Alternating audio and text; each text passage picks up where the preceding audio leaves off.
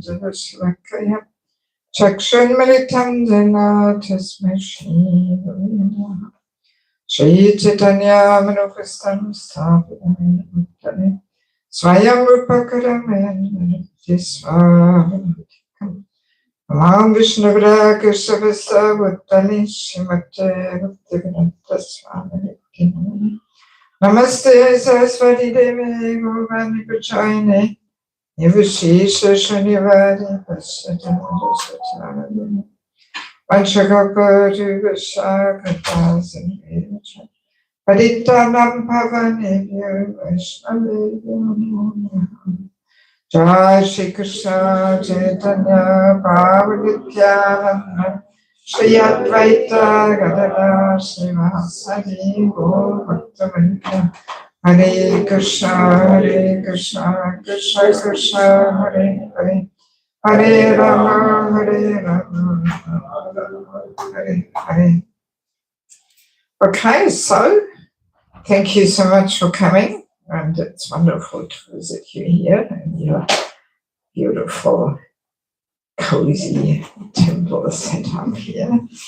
It's not my first visit actually to Tucson. I was here 7 years ago, so it took me a while to make it back.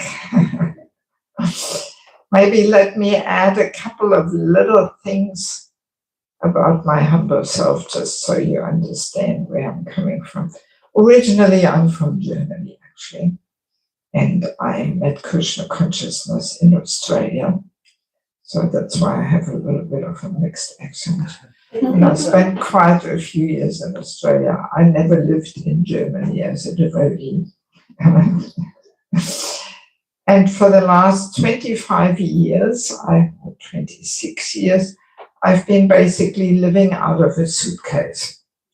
So I spent 5 months per year preaching in India and Bangladesh, and 7 months basically all around the world. Sometimes I go to South Africa and Kenya and Mauritius or Australia, New Zealand, or US, Canada, all around Europe, like that.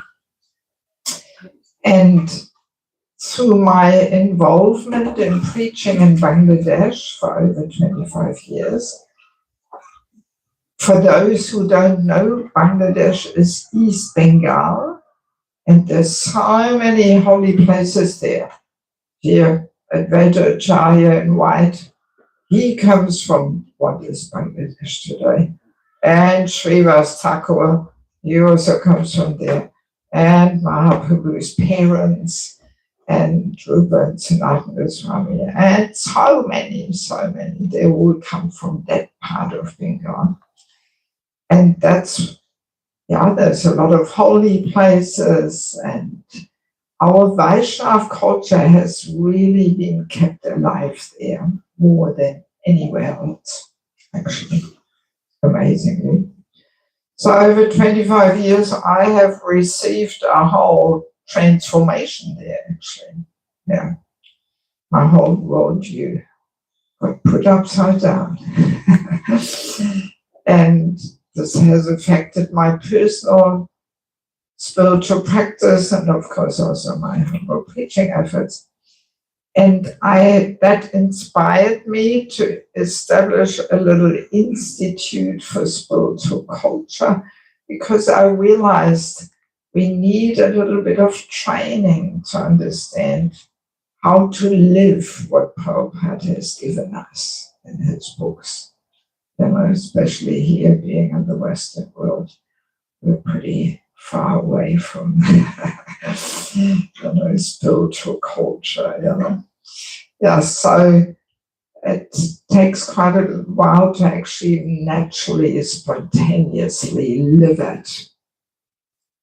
And by the way, only when we really live the teachings, it actually transforms the heart. Only then, really. If we just quote things and repeat them and learn them, it's a good start. But without living them, we are kind of staying as we are, type thing. But bhakti is actually meant to transform us, actually. So yeah, and I spent 3 months per year in Mayapur, and I've put all different courses together, which I teach there in the month of January. And now I'm putting these courses in book form. So each of these books is actually a 15-hour course, which I teach in Mayapur. And at the end, I will say a few little words about each book. Maybe the one or the other will feel inspired to get some. But let me just explain this, that Prabhupada's books, they're like the law books for civilized humanity. Prabhupada was saying the law books for the next 10,000 years. Wow, that's a long time. But then sometimes the law books are pretty complex and not so easy to understand how to live according to them.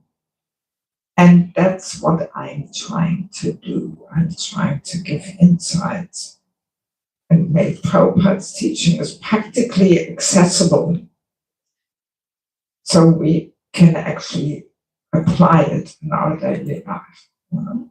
So all these topics and books, they're all or the applied Krishna consciousness, but all completely based in Prabhupada. Okay, so that's about my humble self. So tonight we have, again, a practical topic, the power of forgiveness, right? So I'm sure this is relevant for all of us. I'm sure we have all been in this situation where we had some very painful experience. Somebody said or did something towards us, and this has really given us so much pain. And sometimes it is not easy to forgive, right? Yeah, you had that experience. Sometimes I come across this, that people carry some grudges for 20 years in their hearts, you know? And yeah, not being able to let go and move on. And just by the way, we cannot go back to Godhead with these grudges in the heart. You know? They have to be dissolved and given up. And yes, because I'm sure we may have heard that the soul is covered by a gross body, which we can see here, made from earth, water, fire, air, ether. And then there's the subtle body made from mind, intelligence, thoughts, ego. So, at the moment of death, the soul leaves behind this gross, empty, useless shell, and the subtle body takes the soul to the next existence. That's how it happens. And we can only get out of here if the subtle body of mind, intelligence, thoughts, ego is completely spiritualized and transformed. So as long as we keep some grudges, it means there is still some material aspects there in the subtle body. And this will force us to come back again and resolve all these things. You know? So, yeah, there's a few good reasons why we should learn to forgive. Not only that our relationships will be much more harmonious and satisfying, but also from that, higher spiritual vision that we want to get out of here eventually, and we have to work through these things before we leave our body, otherwise they accompany us to our next life. Yeah. Good to know. So now, let us understand humility is an extremely important quality to cultivate in bhakti. And humility manifests in secondary qualities. What do you think? What are secondary qualities to humility?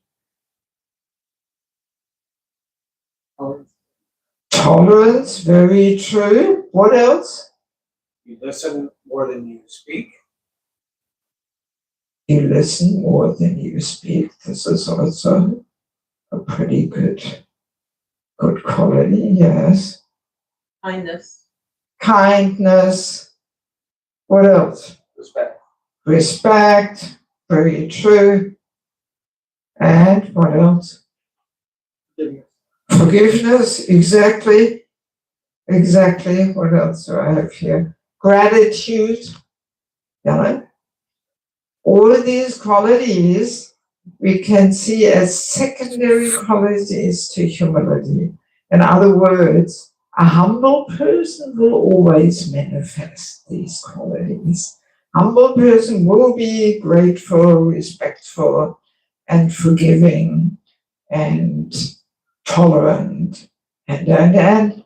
But a proud person will not be able to manifest these qualities. So yeah, it can be very easy to say, oh, look how humble I am. I'm so humble. But then the real test is, how do we act in challenging situations? Can we be tolerant? Can we be patient? Can we be grateful? And can we be forgiving? That we can't fake it for too long, So, yeah, we will be exposed, it will be visible how humble we are. So to begin with, I do want to read something to you, which is a pretty interesting statement, almost like a little definition of what it means to be forgiving. This is from Bhaktivinoda Thakur, one of our great saintly personalities of the past, in the book Chaitanya Shikshamrita. He says, giving up the desire to punish a person for committing an offense is called forgiveness or tolerance. So there is two interesting points there. I'll read it again. Giving up the desire to punish a person for committing an offense, for doing, giving us pain. So that's what is called forgiveness or tolerance.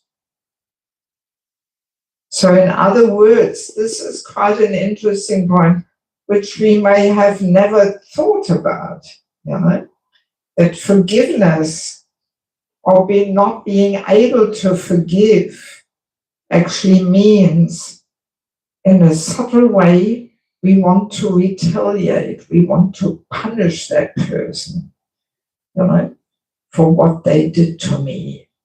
Even though it may never manifest, but we hang on to this right and desire to punish them, to do something nasty back to them.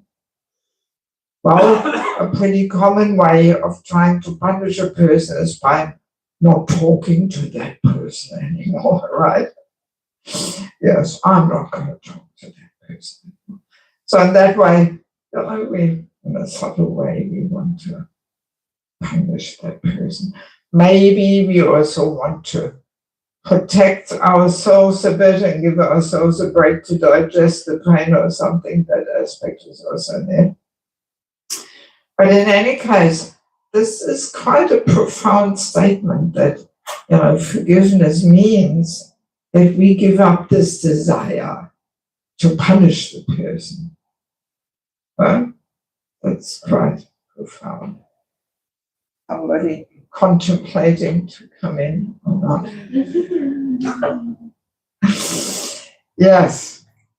So, and then the second interesting point is that Bhaktivinoda Thakur says this is called forgiveness or tolerance. So he puts the two directly, he equates them, he puts them in an equal position, basically, So in other words, there is a very strong connection between being able to tolerate and being able to forgive. Right? That's what this statement expresses. In other words, the inability to forgive is based on an inability to tolerate, actually. Yeah. Wow. And I like these subtle topics. Because often we are just not mindful, not conscious of these things. And I find it very intriguing and interesting to see how it is all connected and dive into the deeper aspects of these topics. Yeah. So the more we can learn to tolerate, then the more we can be forgiving. And of course, what makes it difficult to tolerate? Which entity? The false ego, as you can see, there's a whole book about it. The false ego, our constant companion and troublemaker. Yes. Actually, for this session, I'm planning to do 2 parts.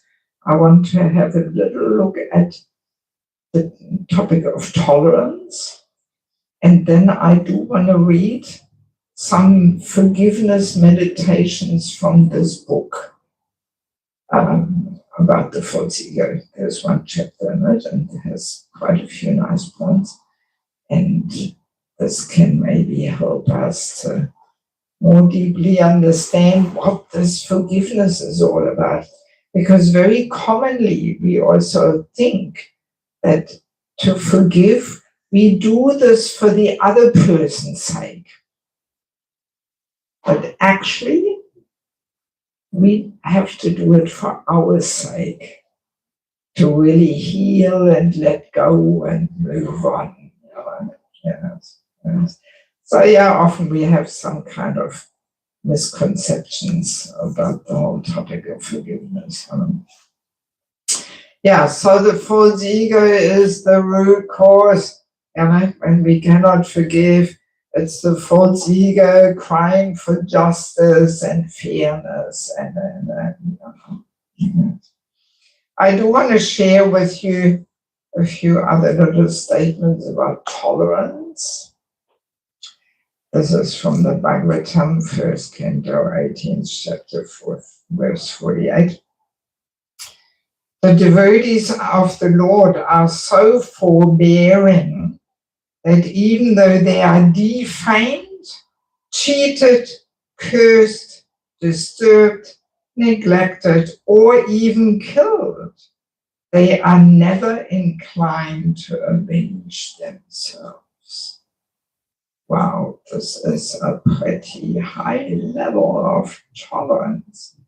In fact, we can say to learn to tolerate in spiritual life, it is a very important quality to cultivate. Haridas Thakur, you've heard of Haridas Thakur, Prahlad Maharaj, yes, because I'm not even sure who my audience is here, but just looking at how wholeheartedly you were chanting in Kirtan, I assume you know a few little things. So Haridas Thakur, Prahlad Maharaj, they were the personification of tolerance. And we remember and worship them. So there are a few people who probably don't know who they are. Well, Well, both of them, they demonstrated a very high level of tolerance. They were, not so nicely treated, let's put it that way.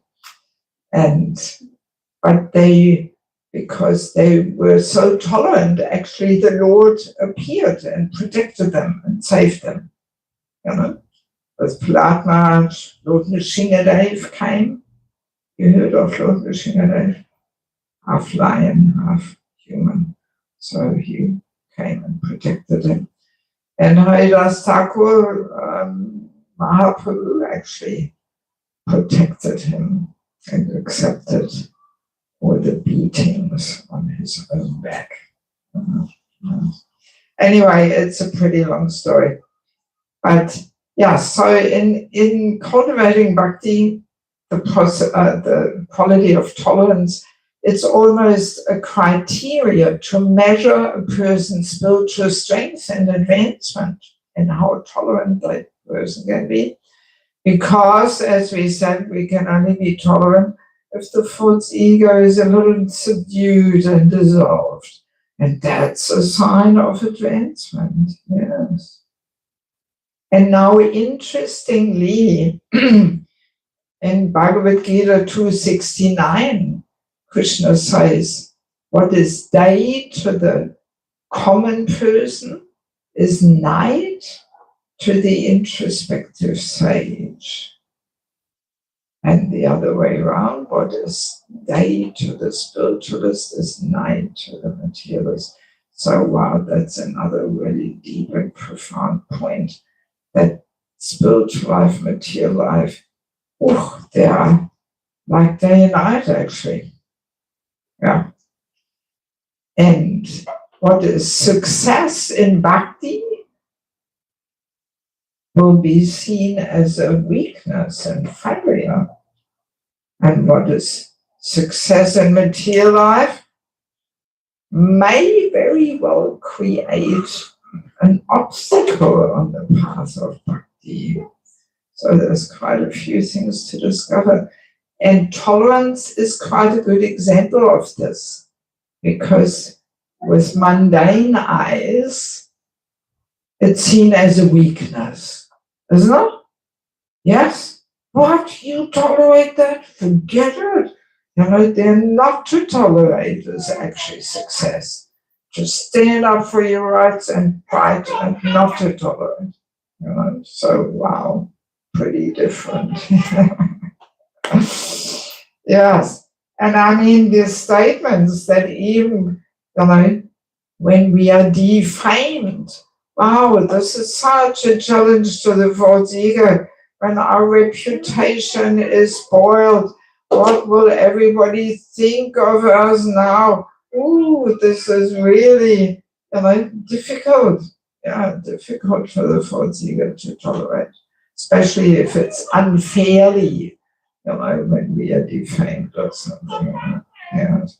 Or when we are cheated, also false ego, crying for justice and fairness, and what this is ridiculous. And sometimes we also can observe that when, let's say, some heavy crime was committed, somebody got killed or something, the relatives only can find some kind of peace and solace when the murderer is in jail. Yes.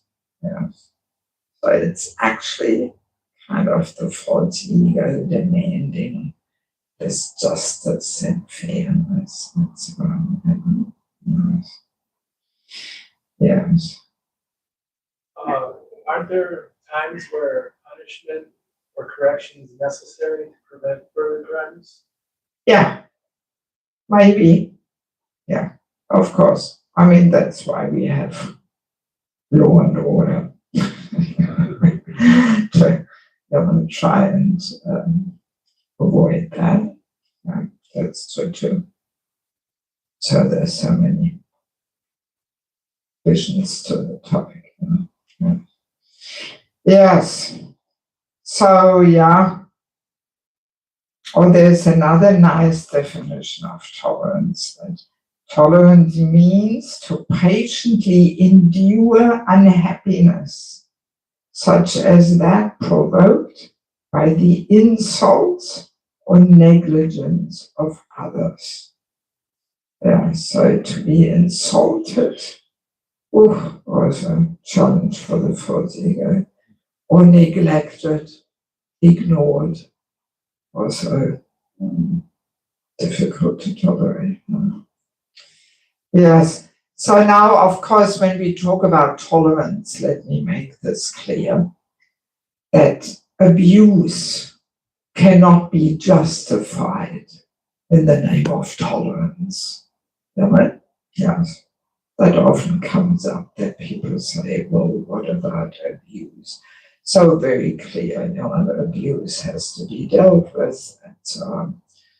And also one reason why we have to deal with it is because we want to protect that person also who commits the abuse from that offense, from committing that offense. Because when we are being abusive in whatever way, this is a heavy offense, and we will get some reaction for that. Yes. So it does not justify abuse. So now sometimes people say, well, I've tried this tolerance, it doesn't work for me. All this negativity is building up in me, and sooner or later I explode and I get sick, and now forget it, tolerance is not my thing.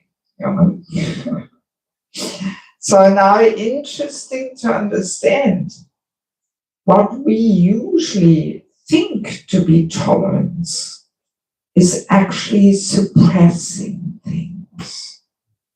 Yes, we think that just suppressing some bad feelings and whatever, this is what it means to tolerate. But when we suppress internally, the whole battle continues. The false ego still tries to complain and rebel and, they should not have treated you like this, and. So internally, it's continuing to boil up there. But that actually is not true tolerance. That's just suppressing things. And suppressing things is never the solution. Doesn't matter what we suppress. Even material desires, and just by suppressing, that will not help us. Yeah. So we have to very clearly distinguish what does it mean to actually cultivate tolerance and what does it mean to simply suppress things. So true tolerance actually requires some internal work. And there is two tools we need to have to cultivate true tolerance. The first tool is that we have this mood. Actually, I'm a rascal. I deserve so much worse than what I'm getting here. But Krishna is so kind, he only gives me one little drop of what I really deserve. So if we have that kind of approach, if we try to cultivate that kind of mood and approach to a challenging situation, that actually I deserve worse. Maybe I've tortured this person before in this life or in my previous life, and now I'm getting it back. And actually I deserve worse than this. So we can already feel, maybe, if we have that mood, that cultivation, that already quietens the false ego's demands a little bit down. So now my question to you, what quality do we have to have that approach? Actually, I do deserve worse. Huh? Humility. Very true, yes. We mentioned it already in the beginning, but just to one more time be clear on it. Yes, we need some little humility. You know? A proud person will say, I don't deserve this. Who, don't they know who I am? And but a humble person doesn't think himself to be so special and all that. And the humble person thinks, yeah, actually, I deserve worse than this. It's actually, yeah, we need some little humility. And then the second tool is that we connect our situation with Krishna being in the picture. That we see Krishna's hand in the whole situation. That we see actually Krishna somehow allowed this to happen. After all, not a blade of grass is moving without Krishna being in control. So, and what is he trying to teach me? He must be teaching me something. Yeah? What is he trying to teach me? What am I meant to learn in this situation? Yeah? Yes. Actually, this is what it ultimately means to be Krishna conscious. That we see each and every situation with Krishna behind it. So when things go all according to our desire and our hopes for, our fun and enjoyment, then it's not difficult to see Krishna in the picture. But maybe it's not even Krishna. I mean, Maya also makes her arrangements too, So, but when things go in challenging ways, when we face difficulties, then it is often not so easy to see Krishna's hand in the picture. Yes, I've come across this quite a lot, that I've observed this. That, even for initiated devotees who have been practicing for many years and all that, but then sometimes Krishna sends some testing situations, and then we can't even see Krishna in the whole situation. So now my question to you, what do we have to have? Maybe better you wait and see if the other or whoever else is around for a while here. So what do we need to have to see Krishna's hand in the picture? Yes, it's all not wrong, but we have, Bhakti. Yes. Broad vision. Broad vision, it's all not wrong, but it's not what I'm waiting for. Discernment? Huh? Discernment? Yeah. Karma, good. Huh? Karma. No, it's got nothing to do with that. What do we have to see Krishna in the picture? Spiritual vision. Spiritual master. Humility. Desire to see. Devotional service. Yes, it's all true, but the key point, come on. Devotion. Yes.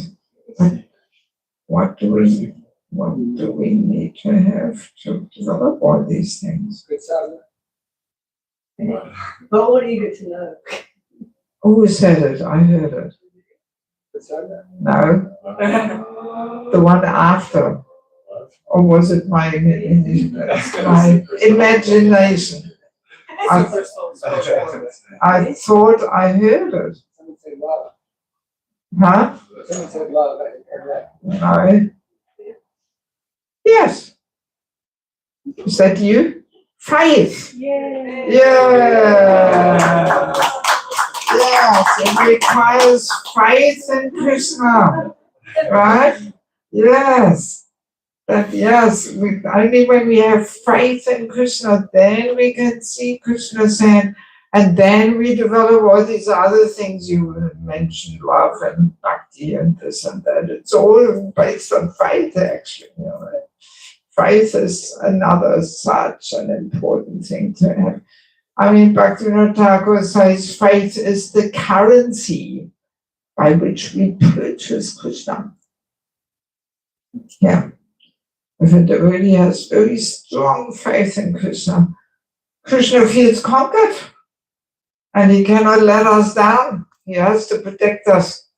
I mean, we have this experience even in our daily relationships.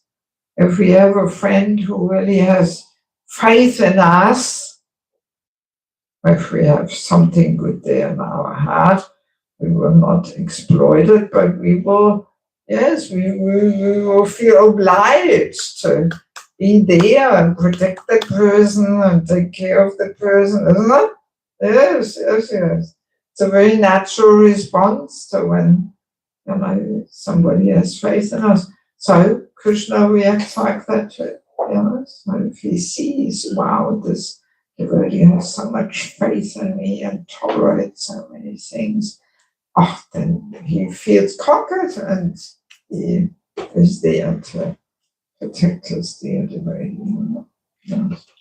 Yeah, so these two tools, humility, meaning we have the approach, I deserve so much worse, but Krishna is so kind.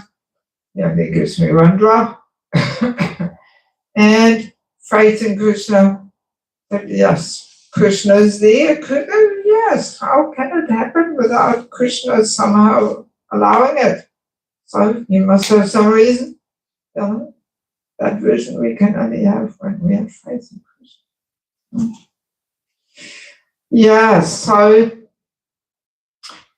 of course, there's so many more things to say about tolerance, but I do want to also get to these forgiveness meditations.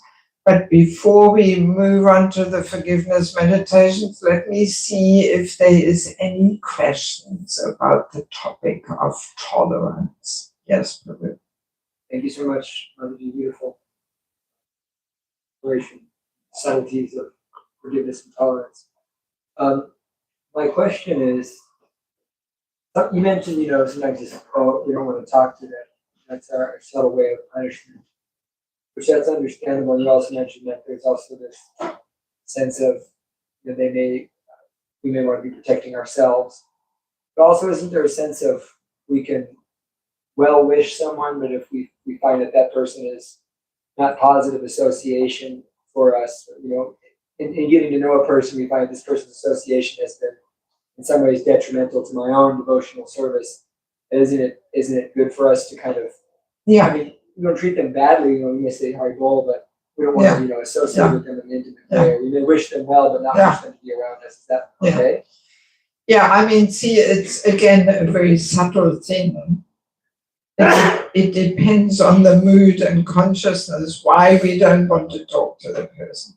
So when I mentioned this no talking thing, commonly it is that we kind of want to set the sign and want to punish the person. I'm not going to talk to this person. I mean, I've even come across this in married life too, people share their difficulties and so on.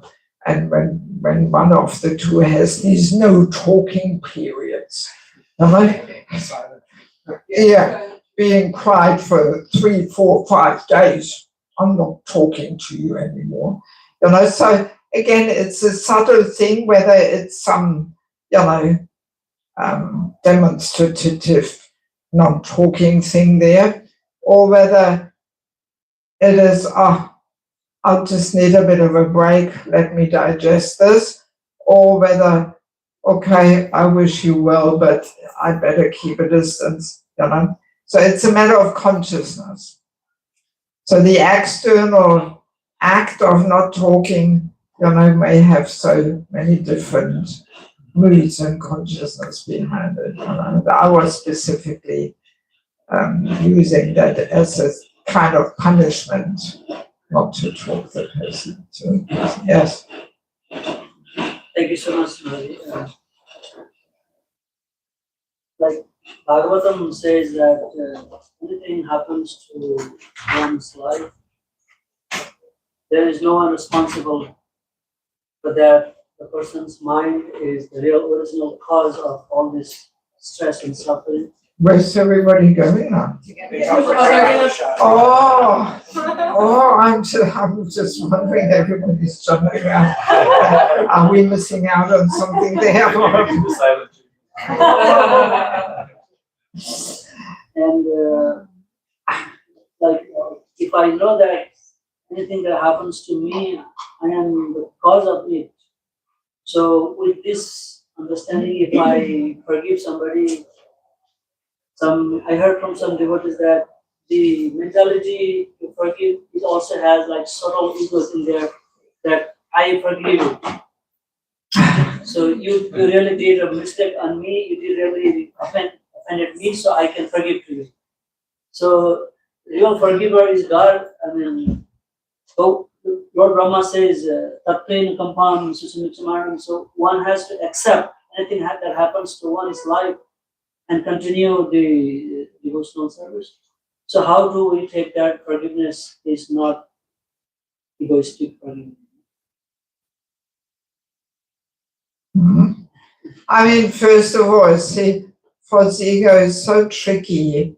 False ego can affect anything and everything, you know? Even, look how humble I am, you know? So, look how forgiving I am, you know? No, but, I mean, we haven't even come to the forgiveness topic yet. We only have talked about tolerance so far, because the tolerance is the foundation in order to cultivate forgiveness, you know. So let's park for the time being those questions about forgiveness, because we haven't so much talked about it yet. But is there anything about forgiveness, for tolerance, which is, needs a bit more discussion or explanation or something? Thank you so much. How do we know the difference between tolerating a situation and enabling like a bullying behavior? Does that make sense? Yeah.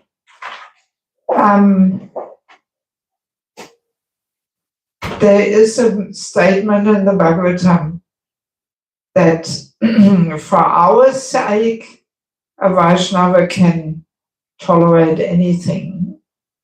So we actually should not defend ourselves, but if we see somebody else being badly treated, then we should step in and defend. Right. Yeah, I have heard that. Yeah. So and if everybody would do that, then there would be no need to defend, you know, because surely somebody else would step in and say, hey, you know, this cannot be done. But unfortunately, we usually do the opposite of what we should be doing. We defend ourselves every day. We're pretty good at that verbally, answering back, finding excuses, blaming others. These are all defense mechanisms, you know. But when somebody else is badly treated, then we look away, or we don't want to get involved. We don't want to say anything, or it may damage my relationships with that person. After all, I have friendship with that person, and you know. So then we don't get involved, and that's the problem, you know. So, you know, when somebody is bullying us or whatever, you know, so we should not defend ourselves. We should tolerate, but somebody else should actually step in. Also, to protect that person from committing an offense, you know. That's also a nice way to see it, that we don't mind our personal situation, but we don't want that person to get a reaction for committing an offense, especially to a devotee. You know? Yeah, and maybe a follow-up question that might be a little more tricky and nuanced. Forgive me. Yes. What if it's a senior devotee you feel like you might need to stand up to, and obviously that's even more Yes. something you don't Yes. want to do. So the Vaishnava etiquette says, you know, we don't confront that senior person directly, but we go to their superior. Yeah, that is the Vaishnava etiquette. From a mundane point of view, we may say, you know, we are dobbing him in, you know, or why didn't you tell me, rather than going to my senior, dobbing me into him, you know, you could have told me directly. No, but in Vaishnav life, it's not our position to confront a senior, but we share with their superior. I mean, in this whole thing, you know, of cultivating tolerance, we actually, even in these two tools, you know, seeing Krishna's hand in the picture and having this mood, I deserve much worse, to actually cultivate these things, we need some help. We need the help of a mentor. Because false ego covers our ears, covers our intelligence, we can't hear, we can't understand. And we need this well-wishing friend who taps us on our shoulder and says, hey, listen, just cool down. Can't you see what Krishna is trying to teach you? Look in your heart, try to understand, why is Krishna putting you in this situation? And we need a bit of help with this. And if we don't have, you know, the shelter of a mentor, a coach, very easily we take shelter of the false ego and then we get all offended. And yes. So, and coming back to your question, you know, if a senior is treating us inappropriately, we go to our mentor and we share with our mentor, and that person has to do something. At least look into it and see whether there is some good point in this, or whether maybe we are just imagining it or something. Can also be, you know, so that the mentor has to have a look whether what's happening there. You know? Yes. Thank you. Yeah. So yeah, I mean, Vaishnava etiquette solves all these things in an appropriate way, you know. Yes. Yeah. Sometimes, just continuing with this question here, sometimes junior devotees are placed in a senior position to the management, and then like junior devotee have to remind the Vaishnava etiquette to senior devotees. How do we handle in such so if you have some practical tips?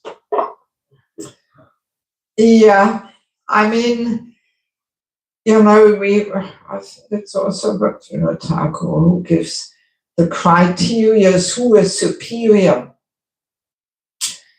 And the most obvious one is, of course, how many years have we been in Krishna consciousness? When did we get first initiation, second initiation, and. But then he also gives managerial position as one criteria to see who is superior.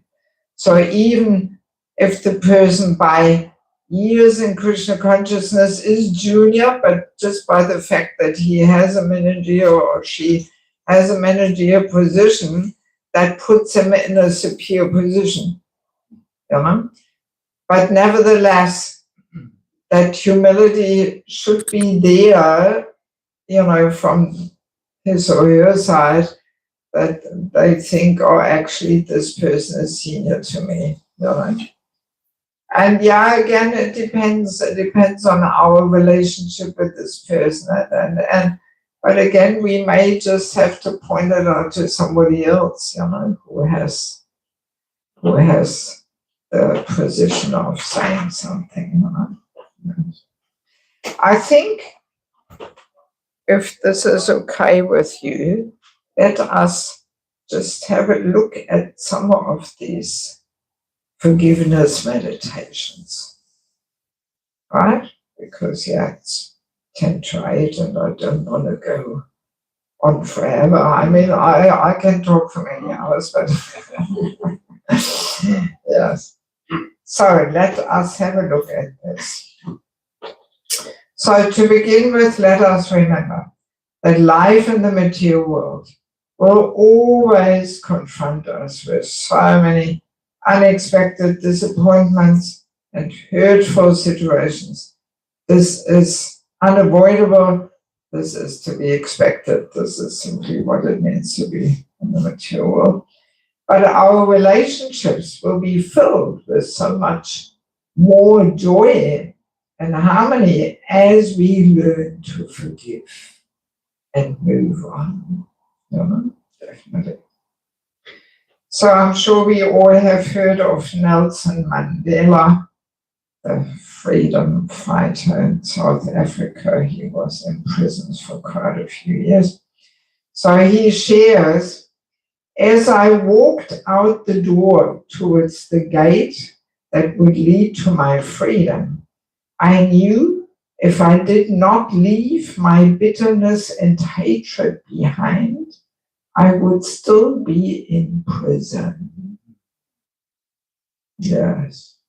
So, we may get out of the prison there, the gate, but unless we let this go, then this will imprison us.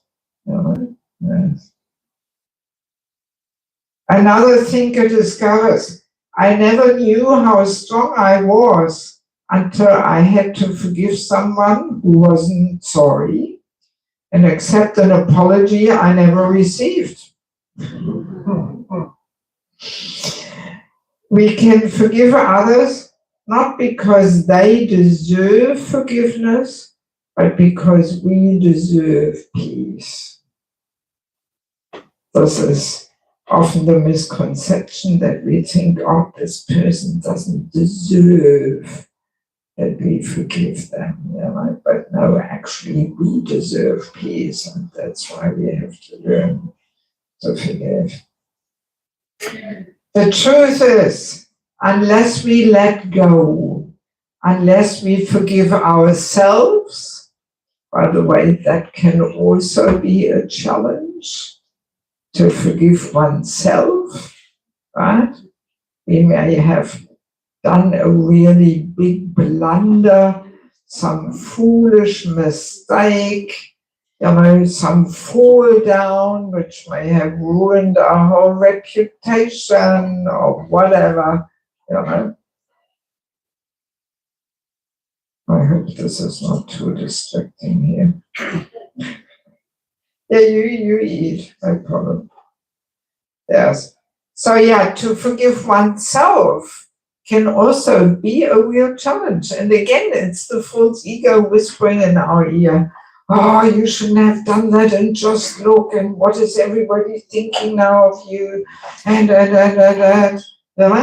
it's a false ego. And again, we can use these two tools by saying, well, I deserve worse. It could have been worse. At least I'm still alive and I'm still with the devotees. Not so bad.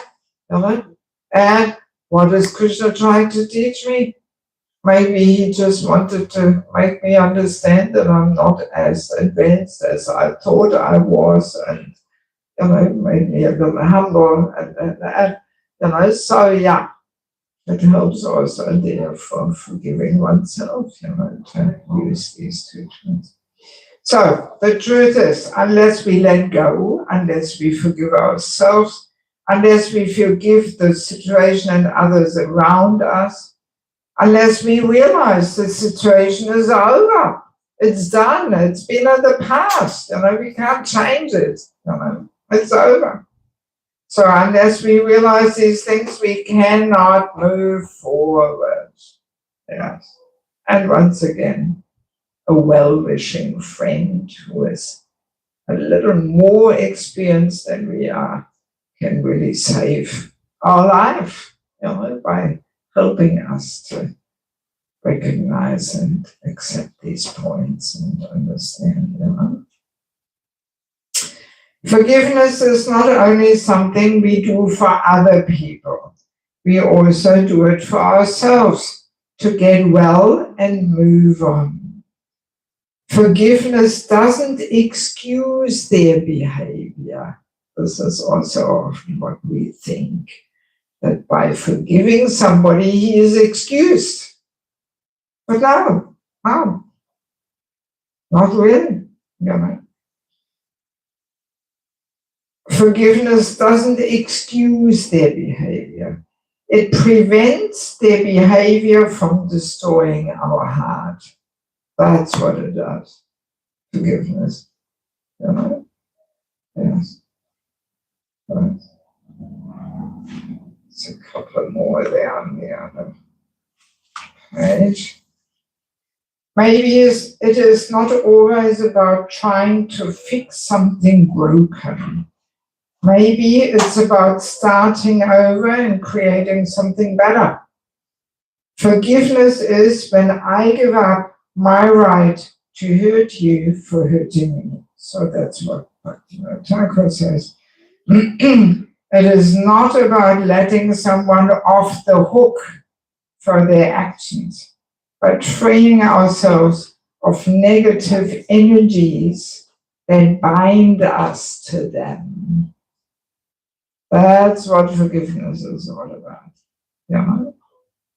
That we don't allow that person to ongoingly affect us with that negativity, that negative energy. Forgiveness does not erase the bitter past.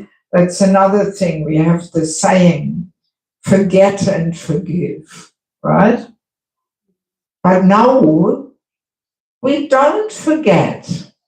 We better don't forget, because otherwise it may repeat itself, because very often in painful situations, it's not only the other person, but we also contributed by allowing things to happen, So it's not about forgetting it, We remember.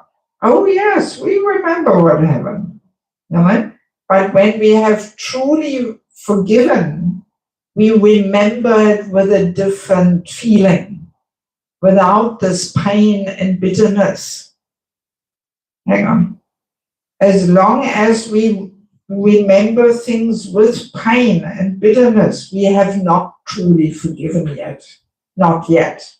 It sometimes takes a while. It's a bit of a process. Yeah. So we don't forget. A healed memory is not a deleted memory. Yes. We want to heal the memory. We want to heal the way we remember. Not we erase it. No, we don't erase it. We heal the memory and remember with a different feeling. Maybe we can even smile or laugh about it. What happened in the past. We have let go of this pain and bitterness, and yes, I remember. But without these grudges, then we have forgiven. But as long as it's pinching us, and it means we have not quite forgiven yet, fully. Maybe we are on the way, but we are not quite there. Instead, forgiving what we cannot forget creates a new way to remember, right? So we create a new way of remembering it without bitterness and without pain and hurt feelings and all that. We change the memory of our past into a hope for our future. Relationships get stronger when both are willing to understand mistakes and forgive each other. We can offer a prayer. My dear Lord, if I hurt others, give me the strength to apologize. If people hurt me, give me the strength to forgive. So what do you think is more difficult? To apologize or to forgive?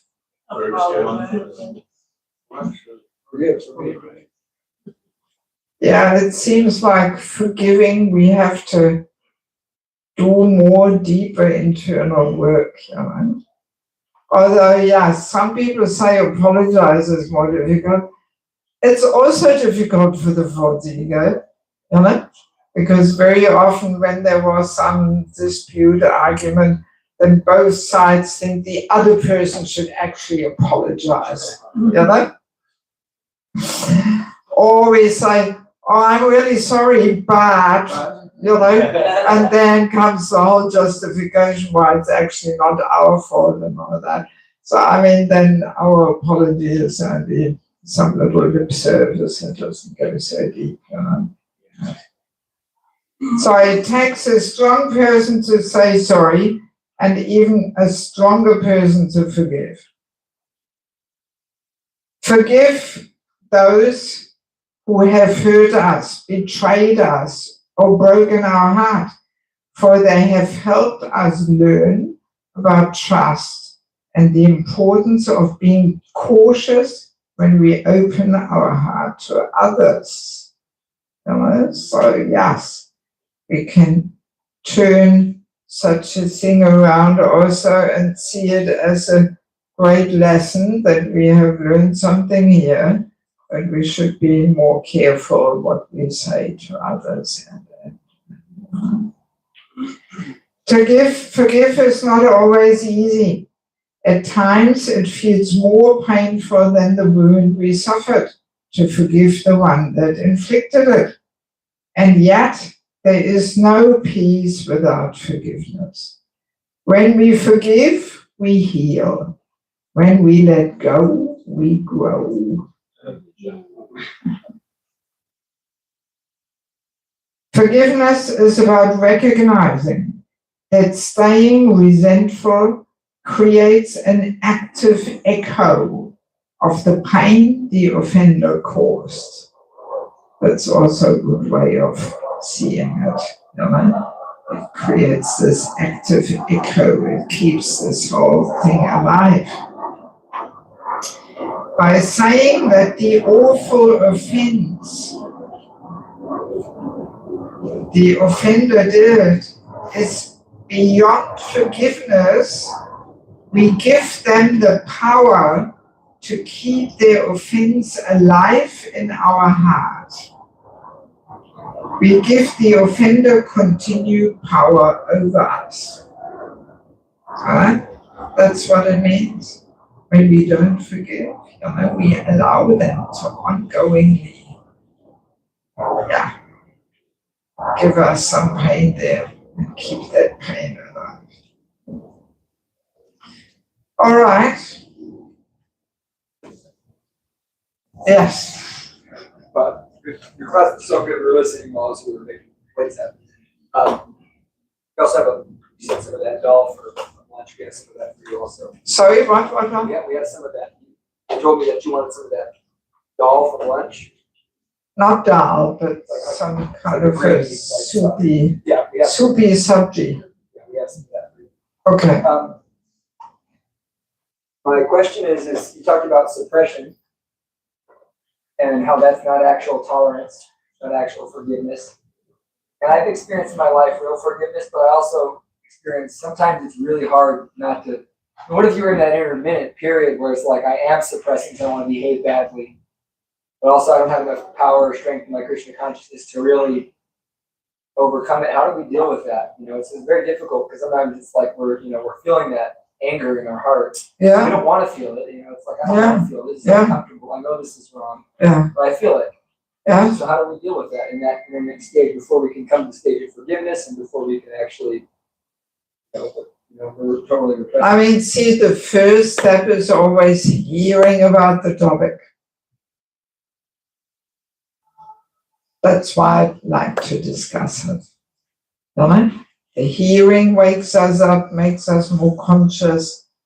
You know, without hearing, we can be completely overcome by all these grudges and the inability to forgive and tolerate, and we can drown in them. And it's happening a lot. It's happening a lot.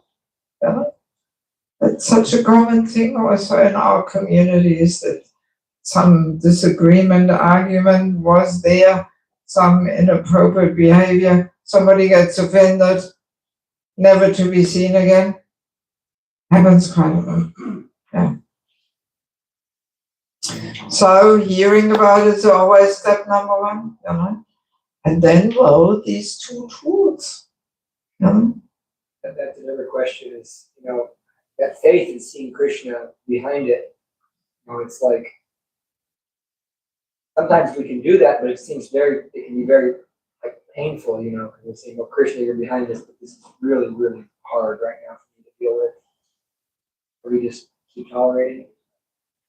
Well, mentorship. I've got another book on that topic. You can take the mentor home. Sheltering relationships. That's all about the importance of having a mentor. Just having Diksha Shiksha Guru is, as a rule, not enough. Because very often our gurus have hundreds and thousands of disciples and they cannot know each and every person's situation in life. So that's why we need this well-wishing, more experienced friend where we know we can open our heart, we can share our innermost struggles and fears, and that person has no other interest except helping us in our growth and development. No other interest. So that is such an important thing. I was, or have been, a member of the GBC Strategic Planning Devotee Care Committee. And this was a big topic there, that we need these sheltering relationships. And also devotee care we can define as nourishing and protecting a person's faith in Krishna consciousness. Because if we nourish and protect faith of a devotee, then we can survive anything. But no matter how much we are all lovey-dovey and caring, but then something happens, Krishna is testing us, and if the faith is not there, we will walk out, no matter how much we cared for a person. And so, But to answer your question, these elements, having a counselor, mentor, in India they say counselor, and the West we say mentor. I'm curious that just recently keep speaking to a mentor of mine and loving me so much. Thank you. Yes. Otherwise you're all alone and overcome and, by all your grief and pain and whatnot. And sometimes we also like to feel sorry for ourselves, poor me, and I'm the big victim, and and we're just engaging in some self-indulgence there, and feel sorry and pity for ourselves. So a mentor has to, lift us out of that and help us to see Krishna's hand in the picture, and, like that. Yes. Sometimes we come across people that have a sort of a meditative way, strategic, basically narcissistic mentality towards situations, so that it brings out, gaslighting and blaming. Gaslighting? What's that? It's a term they use it's a term they use for narcissism, where it's basically gossiping and making it put the blame on one particular person and making it seem like it's really their strategy or their premeditated thing. So it's not just, hey, there's an incident and there's anger, it's over. It's almost like a thing. So they become the victim sometimes, and then they become the strong ones. Okay. Sounds like something for a psychiatrist or something. Yeah, I mean, there's all kinds of subtle stuff going on, and what to do, I mean, What's the specifics of your question though? I didn't understand Well, the just like, specific. so, like even though we, say, okay, I practice forgiveness on this person, obviously us as well, but as you continue to forgive, they continue to gaslight or blame or continue. well, but maybe we have to somehow set our boundaries, And so if people are really like that, then we may have to keep a different distance, And I mean, on Monday, on the last program, we'll talk about Prajalpa. It will destroy this movement. This was Prabhupada's statement, So it falls into that topic, But we also, we can't be too much affected what people think and this and that. So, we have to be a little, because that's again for the ego. What is everybody thinking about me? And so there's always somebody talking and doing something, and so we can't also get too absorbed in that, Yeah. It's an ongoing process of forgiveness, not just a one-time. Yeah. Yeah, and also just understanding that these things are just also temporary. At the moment of death, who cares? It has no more significance, all this stuff. Like Prabhupada makes this nice statement, one of my favorites. He describes life in the material world as a nonsensical stage performance. A nonsensical stage performance. That's exactly what it is. All kinds of crazy stuff on crazy circus. And at the moment of death, curtain closes, show is over, it's all finished. But it actually has no real, meaning. The actual reality is my relationship with Krishna. So if we have, if we gradually develop that vision, my relationship with Krishna, that's eternal reality. And everything else is just part of the crazy circus here. Then we don't get so affected by it. And that actually is what it means to be transcendental. That, well, it just runs like water off the duck's back there. We don't just all take it in and get all overwhelmed and all that. Yeah. So the more we have a spiritual vision to things, the less we get disturbed and affected by it. Just keep on focusing on the service. Actually, you reminded me, I heard about that before, that sometimes when somebody gets angry or whatever and they're in the false ego. So when the car is a base, that's like, call you the base. Tucson and A little rough. and Thursday night. Sorry, I was distracted, right? Then someone, it becomes a false ego, so then that false ego then becomes an actor because it's not the real person, it's the act. And then the other person comes in and then their false ego. So basically you've got two actors coming together with false ego. And really the way out of it, what I heard was if you go on that high vibration of love or Krishna, then even if they are, doing their action against you, you get a higher vibration instead of matching them. Yeah, exactly. And that's always the glorious way to react. And it's based on tolerance. If we can't tolerate, it means we are overcome by the ego's demands, and then we cannot cruise over it. But if we are actually truly tolerant, we can still be well-wishing to these people who cause us all these troubles. Because we have the spiritual vision, we see them as spirit souls who are actually suffering like anything, because after all, we all want loving relationships. So, yeah, it's like Prabhupada said, the hospital, We're all in the hospital. We all, suffer some versions of the same disease. So we have to be compassionate with each other. Compassion also comes in.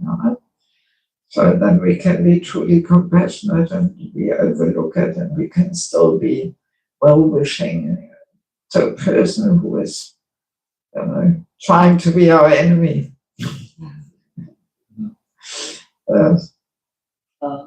I like that idea that you said forgiving is not forgetting. Forgetting is the state of like dementia, is like disease.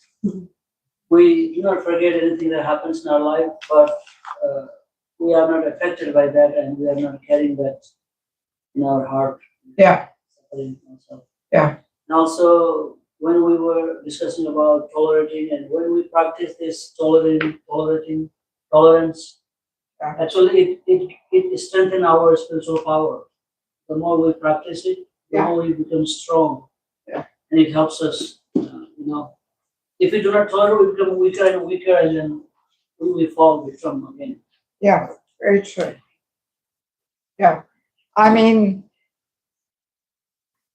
as I said, tolerance is a criteria to measure a person's spiritual strength and advancement, and how tolerant a person can be. Yeah. That's why scripture says the tapasya means tolerance. I'm going to end the live stream, but you can continue talking. And also, your subji is ready whenever you want. Okay. Well, maybe let me quickly say a few words about the book, and that can also be live streamed, just in case somebody wants to have some interest in.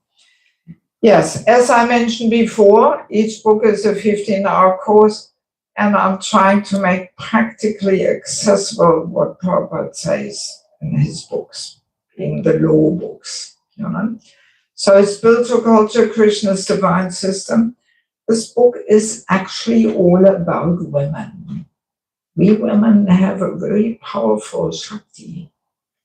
Yeah, a woman can bring the very best out of a man, or she can ruin his life and finish him off. That's the power of a woman. Yeah. Well, that's what Bhagavatam says. Yes, Prabhupada says woman's energy is much more powerful than male energy, actually.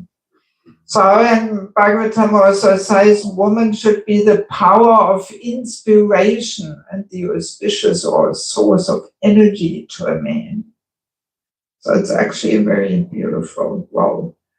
So, yeah, for all those who want to rediscover fascinating womanhood. It's all about women, but it doesn't mean it's only for women. It's very thought-provoking also for the men. But it's of course completely against mainstream understandings. As we said, what is day to the common person is night to the introspective sage. So for some it may be a little challenging, but whenever it is challenging, again, it's the false ego which doesn't like to hear some things. Good to identify. Then sheltering relationships. This is the topic about mentorship. Yeah, when you read this book, you will be convinced that without having a mentor and eventually becoming one to others, actually we cannot make advancement. We remain conditioners, for those who know what that is. Yeah, so, and we have lost a lot of devotees over the years because we didn't understand the importance of mentorship. Actually, these two books I had 7 years ago when I came. Then I only had these two. So you see, meanwhile, I've been busy. Yeah. Then, yeah, false ego. We heard already some things about it, so I think we have some little clue what this is all about. But there's, of course, so much more than what we discussed here. And there is also a chapter on chanting in Japa and in Kirtan. I do conduct holy name retreats. My favorite one is in Ekachakra. Who of you has been to Ekachakra? So, not so many. Visually. Huh? Visually. Visually? Oh. That doesn't count. I'm sorry. No, sorry, you have to come. It's, huh? Oh, he's got spiritual. Ekachakra is Lord Nityananda's birthplace. They're the one in blue on the wall. It's 3.5 hours outside of Mayapur, and I take every year over Christmas, 23rd to 27th of December. I take a whole busload full of people to Ekachakra, and we stay there 4 nights, and I take them on a whole tour in regards to the holy name and japa and kirtan with exercises and all kinds of things and evening kirtans. It's a very sweet experience, especially if you switch off your phone for the whole 4 days, which is for many a challenge. Believe it or not, I live without a phone. What? Yeah. I travel the whole world constantly without a phone.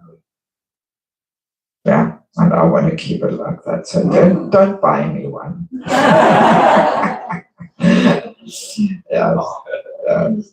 Yeah, it's possible. People often ask me, how do you get anything done without a phone? And you know what I ask them? How do you get anything done with a phone? Yeah, so if you switch off your phone for the whole time, you enter a different reality. I can promise you. Yeah, it's very, very powerful. And I'm not saying that because it's my retreat. No, just leaving everything behind and focusing and having the mood, everything can wait. Nothing is more important than the holy name. That attitude really gives you insights in a different reality. Then we have entering the Grihastha. This is a handbook for matchmaking. How to see that a man and a woman are compatible for marriage. Yeah, very helpful. I am serving a bit as a matchmaker. By default, people are coming and asking, oh, can you help me, please? So, but yeah, please don't ask me. It's such an important service. I consider it as one of the most important aspects of devotee care, actually, to help people settle in compatible, harmonious marriages. Yeah, we have a high divorce rate, and this is connected also with bad matchmaking. People just meet each other, two people with unfulfilled needs, they attract each other like magnets, and then they have the pink glasses on and everything looks so rosy. That's why I made it pink. And then after a couple of years, the pink glasses fade away, and then, why did I marry this person? There's a whole list of over 200 topics which people should discuss with a cool head to see, are we really on the same page? Does that, all those 200 have to be discussed on the first date? It takes about 3 to 4 weeks to go through them. Yes, yeah. Of meeting 1.5 to 2 hours a day. Then we have family life as an ashram, secrets of success. How to create this culture of bhakti in our home life. It's like a handbook for Krishna conscious family life. So many details, so many interesting things there. And there's a whole chapter on physical intimacy in marriage. How to live this principle of no illicit sex life. There is a bit of confusion over this. And yeah, I did some research and I came across interesting stories with Prabhupada where he says things which most of us have not even heard. And that adds a whole different perspective to the topic. So I hope this will make our family life more Krishna conscious and yet emotionally balanced and harmonious. And last but not least, the Vanaprastha ashram, meeting death with joy. So for those who don't know, Vanaprastha ashram is that phase in life when there's no more direct family duties, kids are established in life, or maybe there is no kids, maybe we are even single, not married. Still, it's the phase, let's say 50 plus, 50 onwards. How to actually live this last phase of life, to prepare to meet death with joy. Yeah, it's like the first book in ISKCON published on the Vanaprastha ashram. I call it the Forgotten Ashram, you know. Yeah. And there's a whole chapter on death, what happens there on all the subtle levels, how to prepare, and how to accompany others. This is such an important service. I've accompanied quite a few people in these last 2 weeks. Yeah, we have to know what to consider and how to really give people that support to move on, you know. Both of my parents, I managed to capture the moment when I had to pack everything. I flew back to Germany. I kept them at home and I helped them to let go. And both of them had an amazing departure. You know? So all our life, we need such good association, and especially in this last phase. Yeah. So if any of you would like to get some books, these last 4 books are $20 each, and I thought this is what people pay for the Easter brunch. Yes, see, there you go. It's cheaper than the brunch. And how much do you get out of the brunch? Some little food for the body, but here you get some food for the soul, you know. Yes. So the last 4 are $20 each, the first 2 are $15 each. For the whole set, I was just in Dallas last week. Oh, they flew out like hotcakes, you know. Yes. And many people got the whole set. So for the whole set, we give a little discount, $100 for the whole set. So if anybody wants some books, my stock is of course limited. I'll get upset. Right. You pay cash or Venmo or Zelle. I'll also get a wholesale. Okay, good. But you can also get 1 or 2 books. So it's not that you have to take a wholesale for those who are not quite committed. I highly recommend the False Ego book. It really helped me out. That was a friend I was talking about. I remember you talking about It really helped me out. I felt. So now you know where you got it from. I have a friend who wants to complete her set. She's in Bulgaria and she has 2 of your books, and she said, find out which ones are there. I want the others that I don't have. In Bulgaria? Well, I do go there regularly. She said the Bulgarians love you and your books. She's originally from here, but she's living there with her husband right now. Oh, she's right now in Bulgaria. Have I met her in Bulgaria? No, I didn't ask her, but she said they love you and they love your books. Yeah, I go there every now and again. The name for Zal? Whew. Okay, well, where is our paying station? We need some paying station because also I do want to keep track of each payment because it goes in her account and not in mine. So, yeah, I have here the details and here we have a list. I need a bit of an assistant. Somebody who keeps track of all the payments.